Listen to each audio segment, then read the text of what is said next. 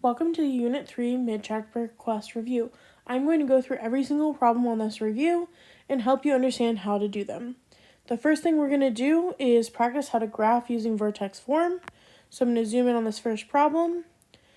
In order to graph these, what we are going to do is we are going to use our transformations. So whenever you see the parentheses, like these problems down here, this is what you're going to do.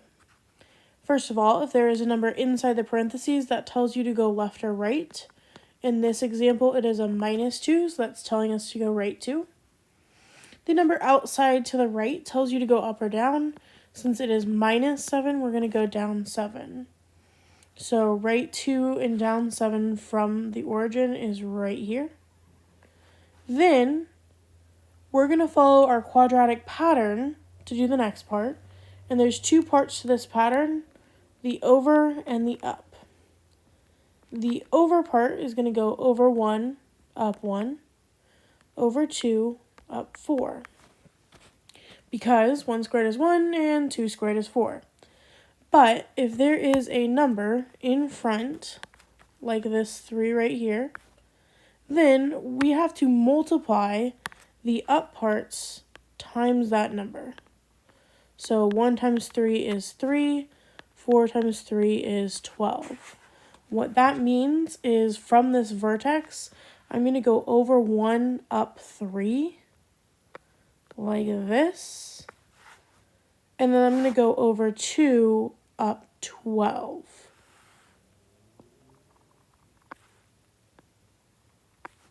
Oops, hang on, that one last point was in the wrong spot. Right there. And then I'm going to draw a U-shaped parabola through all of those points. And that is the graph of this function. The vertex being 2, -7, because it is this point right here in the middle of the graph. You can also draw a axis of symmetry through the middle like this to help you out. It just kind of sometimes helps you visualize it if you need that. Let's do another problem very similar to this one. This time there's a +5 inside the parentheses, so I'm going to go left 5. Notice how on the last one it was minus inside, so it was right. Now it's plus inside, so it's going to the left. And the +2 on the outside tells you to go up 2. So if I go left 5 and up 2, I'm at this point right here, which is the point -5, 2. You'll notice that the x value is the opposite, the y value is the same. And I'm going to go ahead and draw my axis of symmetry down the middle. Then I'm going to talk about my up and my over parts. So it is supposed to go over 1, up 1, over 2, up 4. There is no number in front this time, so I'm going to keep that same pattern. Over 1, up 1.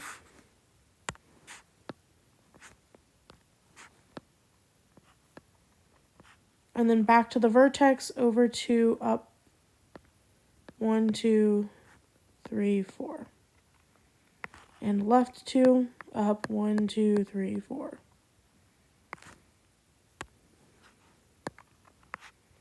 And those were not my actual points, they were just dots I was showing you so that you could follow my work. And that's my graph. I'm going to scooch it over, but I will not take it off of the screen yet, so don't worry.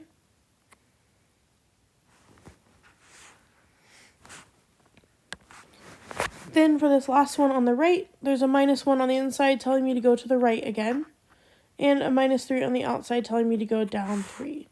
So right 1, down 3, it's going to be right about there. I'm going to go ahead and draw my axis of symmetry and say that the coordinates of that point are 1, -3.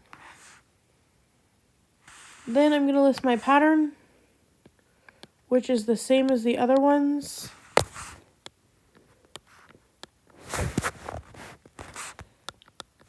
Over 1, up 1, over 2, up 4. Except for this time, there's a negative out front, which means that I'm really going to go up -1 and -4, or down. So I'm going to be going down 1 over 1 and down 4 over 2.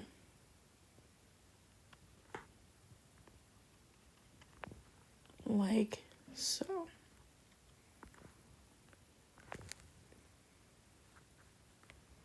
Now would be a good time to pause and make sure you have those 3 before listening to the next section.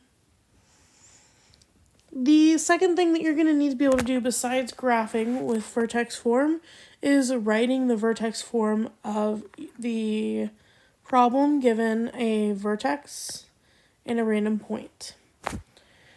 And I've given you kind of the setup on this one. You're always going to have this parentheses squared, and you're going to basically put the left or right part on the inside, whether it's been moved up or down on the outside, and the stretch in front.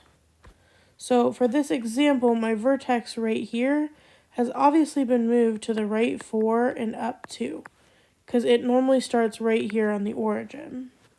Right 4 is going to be a -4 on the inside, and up 2 is a +2 on the outside. Then I have to count between my 2 points, always starting at the vertex. So this one is going down 2 over 1. It is supposed to go over 1, up 1. But the up part has been multiplied by something to become -2 instead. Because it's not going up 1, it's going down 2. What number has it been multiplied by to get from 1 to -2? -2. And that's how you figure out which number goes out front. I'll leave that one over here on the left and try the next one alongside it. This vertex from 0, 0 has been moved left 2, up 1. Left 2 is a plus on the inside of the parentheses. Up 1 is a plus on the outside. Then this one is going over 2, up 2. It's supposed to go over 2, up 4, because 2 squared is 4. So the question you're asking yourself is, what has that 4 been multiplied by to become 2 instead of 4? How do we multiply 4 and get to 2? Good question. It's just half, because 4 times 1/2 equals 2. Okay, I'm going to slide it on over. And this last one doesn't actually give it to us on the graph, it just says it. So I have to actually put my vertex at the point 5, -2. And I have to put a point at 4, 0. This one is my vertex because it says so. That's been moved from the origin right 1, 2, 3, 4, 5, down 2. Right 5 is a -5 on the inside of the parentheses, and down 2 is a minus on the outside. Then it is going up 2 over 1. It's supposed to go over 1, up 1. But the up part has been multiplied by something to become 2. 1 times what is 2? 2.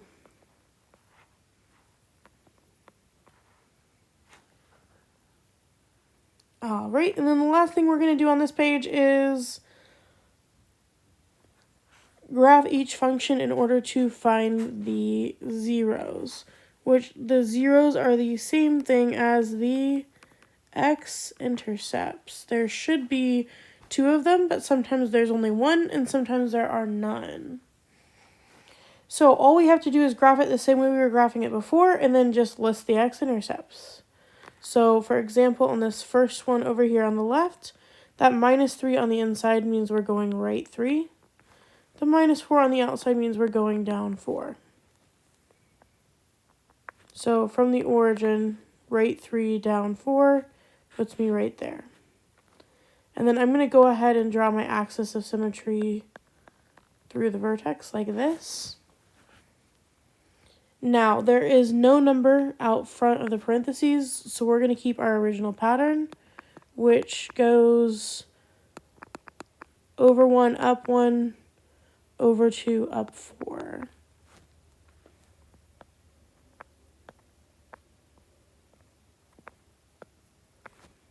Just like that. Then my two x-intercepts, or zeros, are these 2 points here and here where it crosses the x-axis, which is occurring at 1 and 5.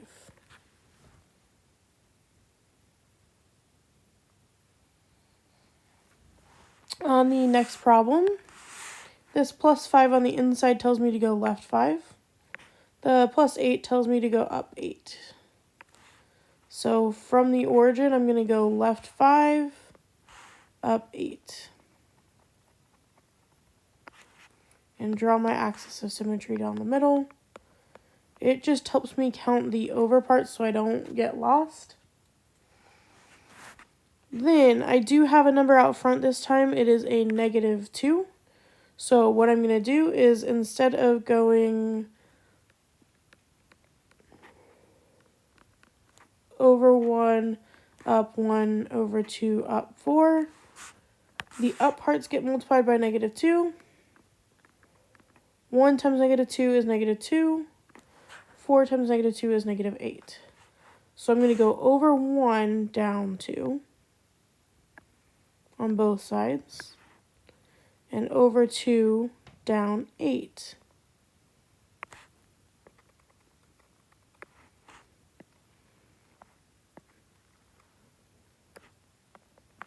And then my zeros, again, are the x-intercepts here and here, which looks like this time they are occurring at -3 and -7.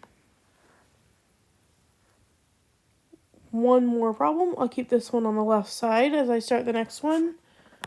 The -5 on the inside tells me to go right 5. The +2 tells me to go up 2. There is right 5, up 2.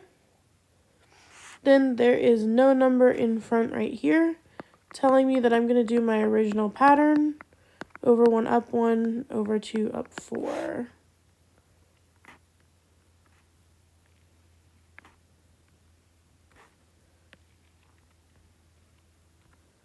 And what do you notice?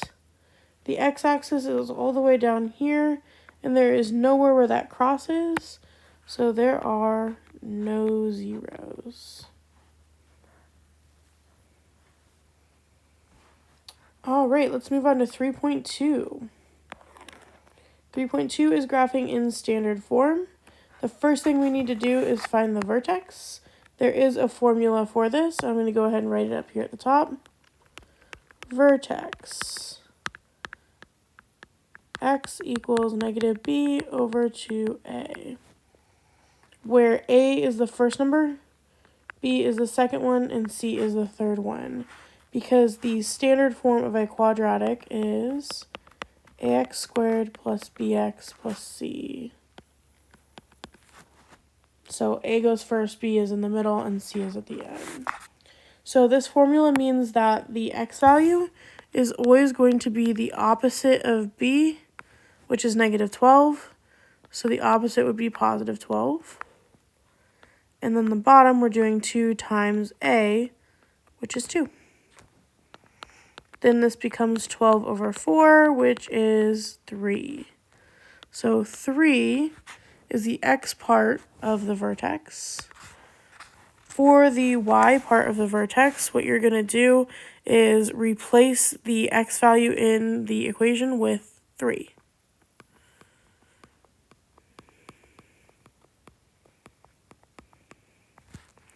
So I'm rewriting the whole equation, but instead of x, I'm putting in 3.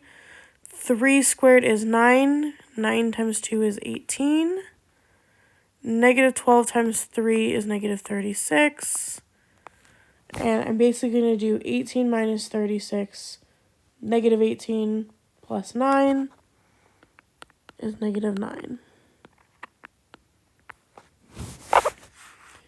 I'm going to show a little bit of work for the y-intercept, which is always where x equals 0. But what you will notice is that 2 times 0 squared is just 0. 12 times 0 is just 0. So all you have left is the 9. And it will always just be the last number in the equation because all of the x's became zeros. Then I'm going to go ahead and graph this before I do the next part. So my vertex is over 3 down 9. I always find it helpful to draw the axis of symmetry. And my y-intercept is up here at positive 9. Make sure you put that y-intercept on the y-axis. You will notice that its distance from the axis of symmetry is 3. So I'm going to go 3 on the other side and put another reflected point right there so that I can draw my U-shaped parabola through those 3 points. Which helps because my domain is the x values, which are going left and right forever.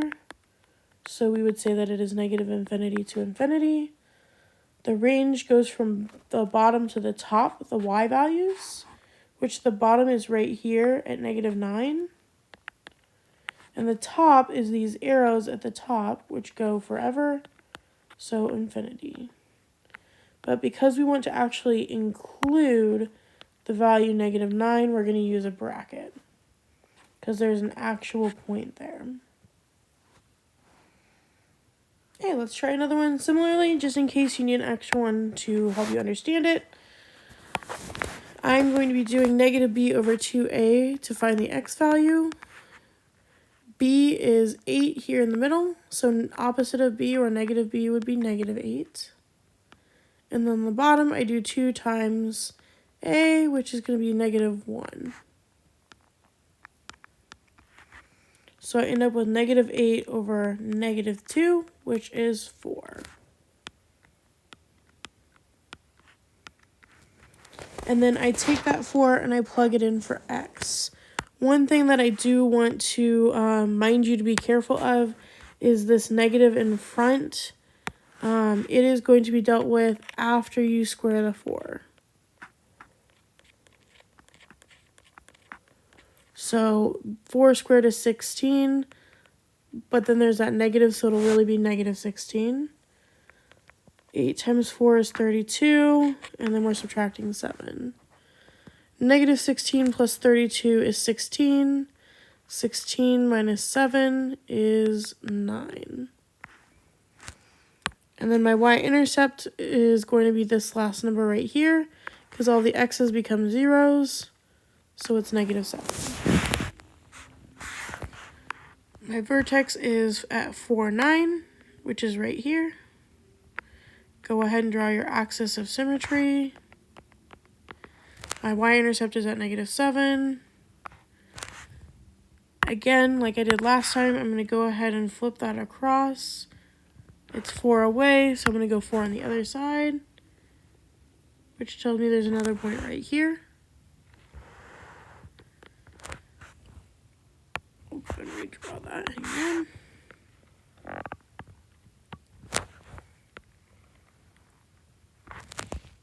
Just like that. Now, my domain is still the x values, so it still goes left and right forever.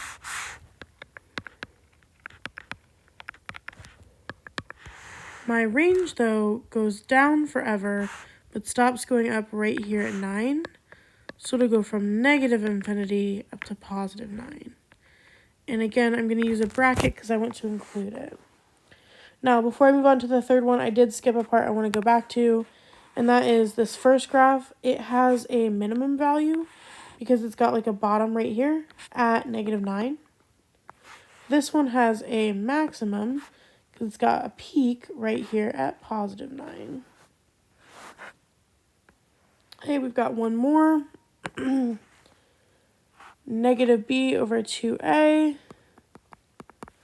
is going to be negative 4, because it's 4 in the middle, over 2 times negative 2, which turns into negative 4 over negative 4, or 1. Then I take that 1 and I plug it in for x.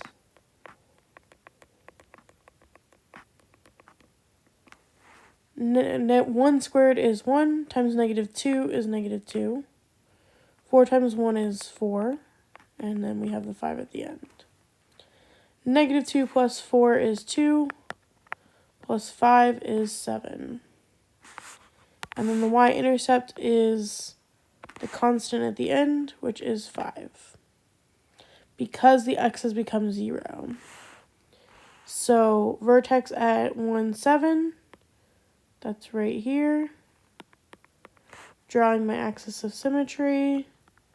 I'm putting my y-intercept at 5, which then flips right across. It's only 1 away this time, so it's not hard to count out. And then I'm going to go ahead and draw my parabola through those 3 points. The domain still goes left and right forever. And the range goes down forever, but stops going up right here at 7. So negative infinity on the bottom, 7 on the top. And this one is upside down, so it has a maximum right here at 7. You will notice one thing about all 3 of these: the maximum or the minimum value is the same thing as the last number in the range. And if it is the highest number, it is the maximum. And if it is the lowest number on the left, then it is the minimum.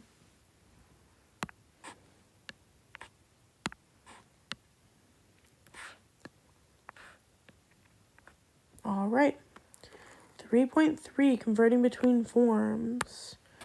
If you wanted to convert to standard form, you would just multiply this out. You just need to remember that x minus 3 squared right here means that you are multiplying x minus 3 times itself. And then I'm going to go ahead and FOIL this together, or distribute. X squared minus 3x minus 3x plus 9. Then I have to multiply that all by the 2 that was already in front. I'm going to go ahead and add these 2 together. That's negative 6x, but then it gets multiplied by the 2, so it's going to become negative 12x.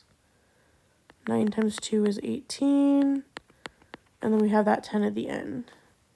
So my standard form is going to be 2x squared minus 12x, and then 10 plus 18 is 28. Very similar problem below this. X minus 5 squared means that I'm going to have to do x minus 5 times x minus 5, which is x squared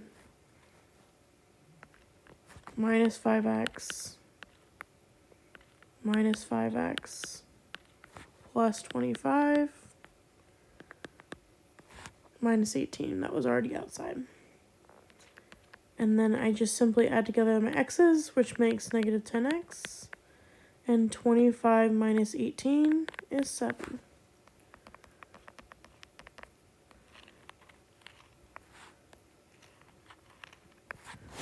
If it asks you for vertex form, that is the one that looks like this, where your vertex is really the 2 lengths here and here. So I have to find my vertex first, which is what I just practiced, negative b over 2a. B is 6 in the middle. A is the 3 out front.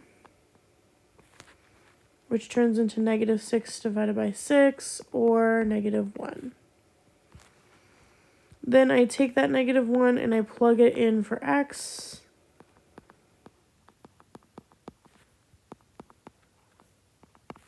Which is going to turn into 3 plus negative 6 plus 5. 3 plus negative 6 is negative 3. Negative 3 plus 5 is 2. So my vertex is negative 1, comma 2. Meaning that this will be x plus 1 squared plus 2.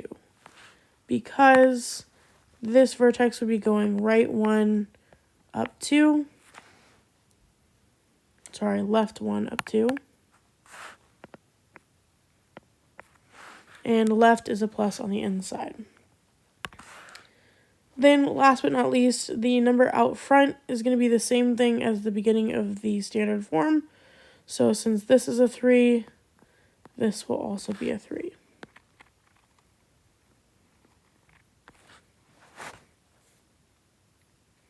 Same exact thing on the next one, just different numbers. I've got to do negative b over 2a to find the vertex. B is negative 10, so negative b will be positive 10. A is this 1 in front of the x squared. And 2 times 1 is 2. 10 divided by 2 is 5. Then I take that 5 and I plug it in for x, which becomes 25 minus 50 plus 13. 25 minus 50 is negative 25, and negative 25 plus 13 is negative 12. So my vertex is 5, negative 12, which would be right 5, down 12. So my vertex form is going to be x minus 5 squared, because right is a minus on the inside, minus 12. And then there was a 1 in front, so there'll be a 1 in front of the parentheses on this one.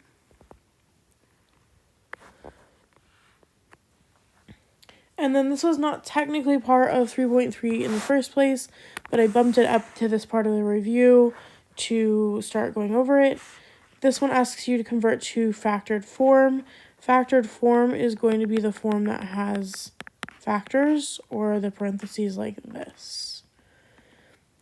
Since there is a number in front of x squared right here, that means that you are going to have to split it up. What I mean by that is find the two numbers that multiply to negative 36 and add to 5, which would be negative 4 and positive 9. Once you know that, you're going to split up the 5x in the middle into negative 4x and 9x. Like so. And then you take a greatest common factor out on each side. I cannot divide 3 and 4 by anything, so this is just going to be 1x. Leaving me with 3x minus 4. I can divide 9 and 12 by 3, leaving me with 3x minus 4. You'll notice that the 3x minus 4 matches on both of these, so that will be your first parentheses. And then the second parentheses will be whatever is here on the outsides, which is 1x and 3. And that is the factored form. One thing about this last problem is it is actually supposed to be 5x squared minus 10x minus 75. That one is a typo. One thing about this one is you'll notice you could actually divide by 5 first. So I'm going to take out a 5, meaning I divide everything by 5. 10 divided by 5 is 2. 75 divided by 5 is 15. And now, because there is no number in front of x squared right here, I can use a shortcut, which is Find two numbers that multiply to negative 15 and add to negative 2. That would just be negative 5 and positive 3. And that is the factored form.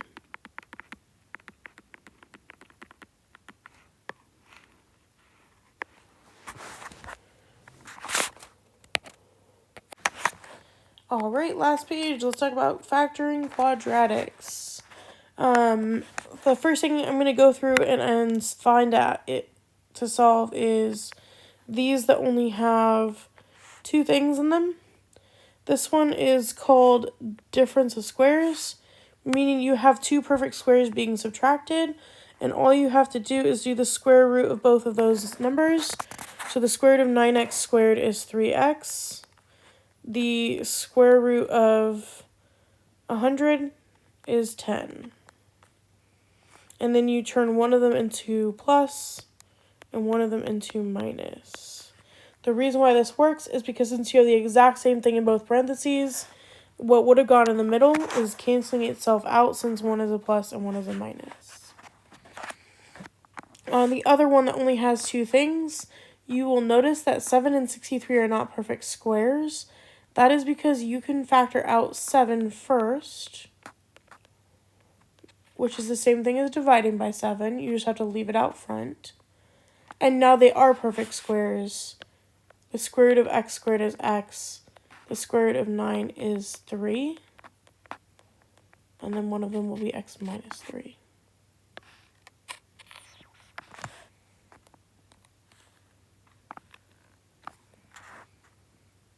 Now I'm going to move on to a second type, and that is trinomials with no number in front of x squared. And that is going to be this one. It's going to be this one, and it's going to be this one. Now, I know that some of those have numbers in front of x squared. Give me a second and I'll talk about it. So when you have no number in front of the x squared, you want to find two numbers that multiply to the last one and add to the middle. So negative 42 is negative 2 times 21, negative 3 times 14. And I'm going to go ahead and stop there because I know that negative 3 plus 14 is 11. So my two numbers, sorry about that, are negative 3 and 14. And that is the factored form of that quadratic. Now, the reason why I said that the other two are still the same style is because I can divide by 2 on this one.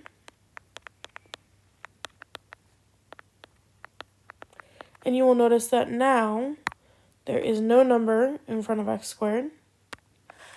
And on the other one, I can divide by negative 3. Before I do that, I'm just going to say that this was supposed to be a 6 right here. So when I go to divide by negative 3, that's going to become negative 2x. And 45 divided by negative 3 is negative 15. And now, just like the other one, there is no number in front of that x squared. Then I want to find the two numbers that multiply to negative 24 and add to 5, which is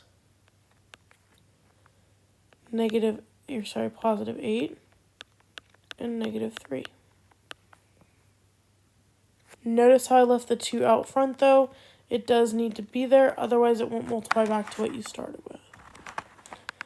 And over here on the other one, I need two numbers that multiply to negative 15 and add to negative 2, which is negative 5 and positive 3.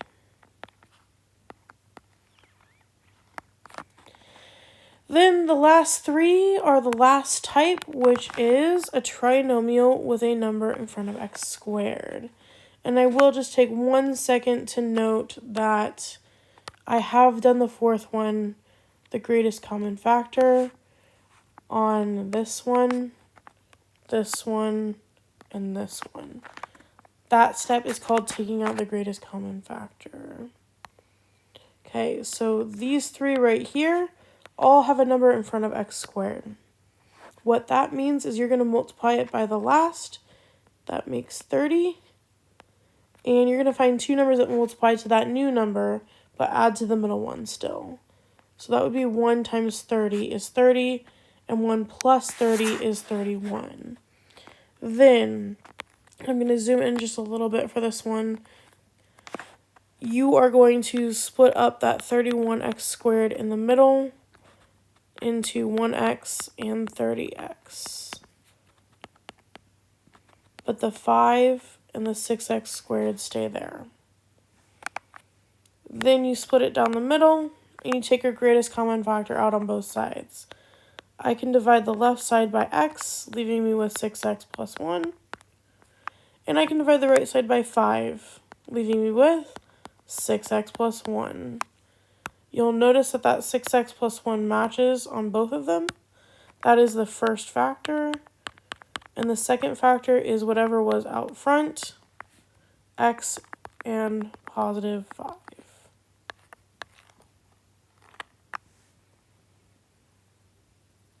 All right, let's do the next one. 12 times 3 is 36. So I'm looking for two numbers that multiply to 36 and add to negative 13.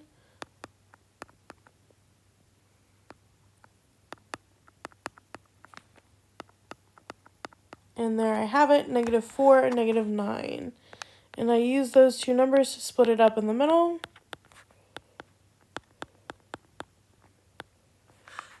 Keeping the first number and the last number the same. Then I split it up down the middle. I can divide 12 and 4 by 4 and an x, leaving me with 3x minus 1. I can divide negative 9 and 3 by 3, but you don't want the first thing in the parentheses to be negative, so I'm going to divide them by negative 3. Negative 9 divided by negative 3 is 3, and 3 divided by negative 3 is negative 1. You will notice that those parentheses now match. So that is your first factor, 3x minus 1. And the outsides are 4x and negative 3.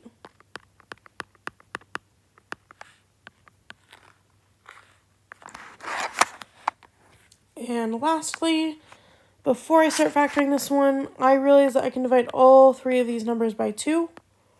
So I'm going to go ahead and do that just to make the numbers I'm working with smaller.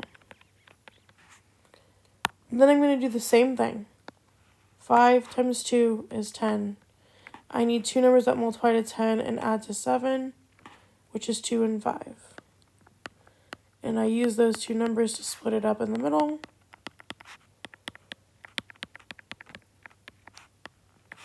Like this. Then I can divide the first two by just x. Nothing else goes into 5 and 2. So I have 5x plus 2 left. I cannot divide 5 and 2 by anything, so I put a 1 out front. And I still have 5x plus 2 left. We'll notice that those are the same thing in the parentheses. So my first factor is the 5x plus 2. And the other factor is the parts out front, x and positive 1. Then don't forget to leave that 2, your greatest common factor, out front. All right. Let's talk about how to find zeros by graphing and square rooting. Sorry, we are just going to be talking about square rooting in this part. I already did the graphing part with 3.1. So for square rooting, what you're going to do is, first of all, if you're ever finding the zeros, it means f of x is going to turn into 0. That's why they're called zeros. Then I'm going to add this 96 over to the other side.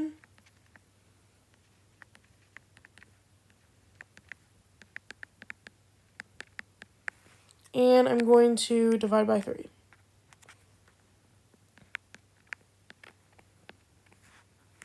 (96) divided by 3 is 32. then I'm kind of stuck. I have nothing left to do but get rid of the squared, which you do by taking the square root.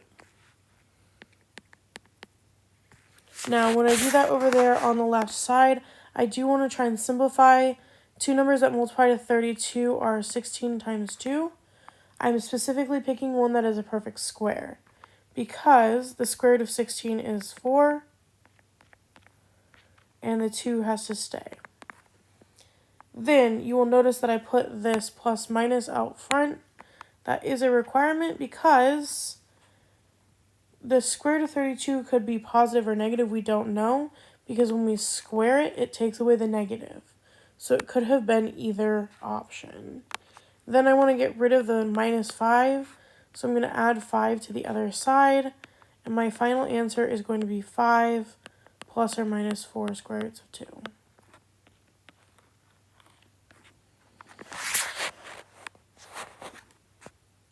Okay, on the next problem, that's 0. I'm going to add the 144 over to the other side. And then I'm going to divide by 8.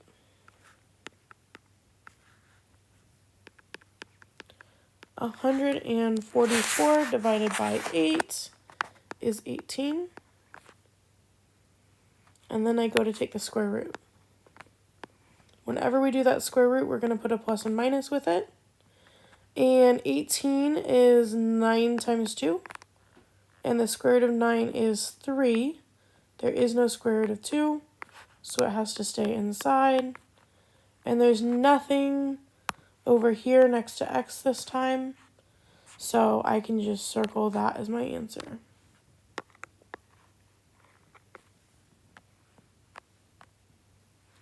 One other way you might see this is it might just say solve using square roots. That just means you want to isolate this part right here by itself. So I'm going to divide by 7.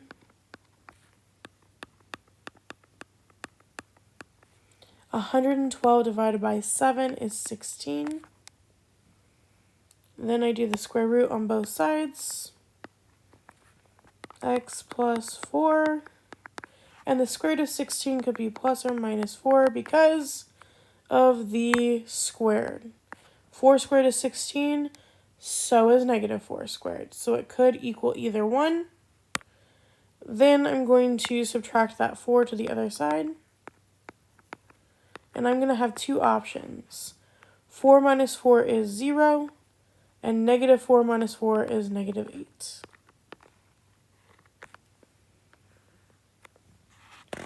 Last one, subtract the 20 to the other side, because your goal is to get this by itself. So kind of like you're just solving for x in a regular equation. That leaves me with 10x squared equals 490. Then I divide by 10 on both sides. 490 divided by 10 is just 49. Take the square root to get rid of the squared. And our final answer is plus or minus 7. Because 7 squared equals 9, and so does negative 7 squared. Alright, last but not least, just finding zeros by factoring. I'm not going to explain the factoring as much on this one because I've already done that like twice in this video. So two numbers that multiply to 20 and add to 12 are 2 and 10. So we split up the middle.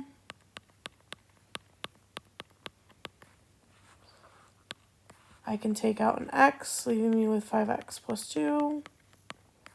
And I can divide by 2, leaving me with 5x plus 2. So I have 5x plus 2 and x plus 2. And then just a reminder that when you are finding the zeros, you are changing this side to 0. And then I would just set both of these equal to 0. Because the whole idea with factoring is these are getting multiplied together, which either means this one has to equal 0 or this one has to equal 0. And my two answers are going to be negative 2 over 5 and negative 2.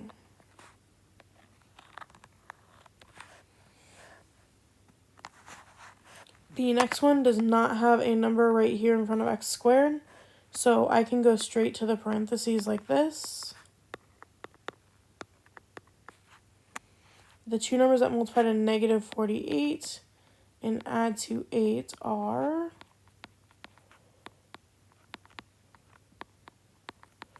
negative 4 and 12. So I would be solving the equation x minus 4 equals 0 and x plus 12 equals 0, which is going to be 4 and negative 12. Okay, the next two are just solving the equation by factoring. The only thing that you need to know is that we are going to have to set it equal to 0. And I have no easy way of fixing this one, so I'm just going to cross this one out. And I'm just going to write not factorable underneath. Because it's not, that's the reason why we have to cross it out. And on this last one, I need to subtract this 3x over to this side so that it does equal 0. Because factoring only works if it equals 0.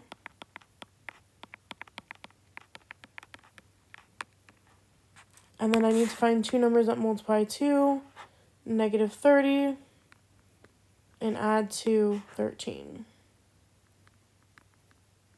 Which is going to be the first one I find, negative 2 and 15. So negative 2x plus 15x in the middle. Split it up.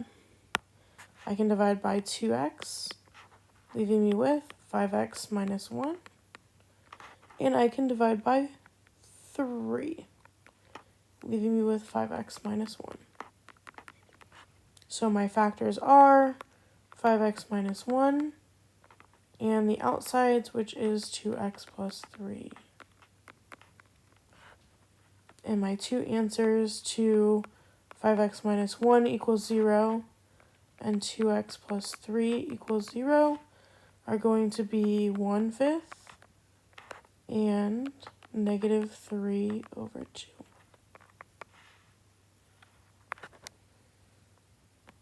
Okay, last part, write the standard form of a quadratic function with zeros at 1/2 and x minus, or at negative 5. If there was a 0 at 1/2, it would be x minus 1, because that's where the positive 1 comes from. And it would only have been divided by 2 if there was a 2 in front of x. Because if I solve the equation 2x minus 1 equals 0, I get 1/2. So it's always going to be the opposite of the top part because of this. And then we only have a number on bottom if it was in front of x. Then if I have x equals negative 5, I would add 5 back to the other side. And that would be my factor, is x plus 5. And then I'm just going to multiply these together. 2x squared, 10x, negative x, negative 5.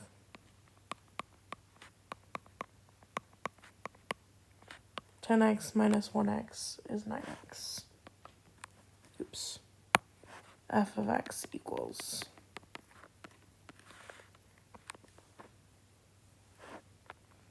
Okay, if it had the zeros at 2 and negative 4, 2 would be x minus 2. And negative 4 would be x plus 4. Because if you plug in 2, that's going to make that 0. And if you plug in negative 4, that's going to make that 0. That's the whole purpose of zeros, is that they make it turn into 0. So the factors are always just going to be the opposites. So that would be the factored form. And I would just multiply it together. X squared, 4x, negative 2x, negative 8. And then you add the x's together in the middle. And that's the standard form. Last one. 2/3 means it would have been x minus 2. That's where the 2 comes from. And the 3 would only be down there if it had been in front of the x. Kind of like this right here. So it's just recognizing patterns and using them backwards. And then this one would just be the same thing, but the opposite sign. So 3x plus 2. And then I multiply it together. 9x squared. 6x. Negative 6x. Negative 4. Add the two x's in the middle. What happens? 6x minus 6x cancels. And it's just 9x squared minus 4.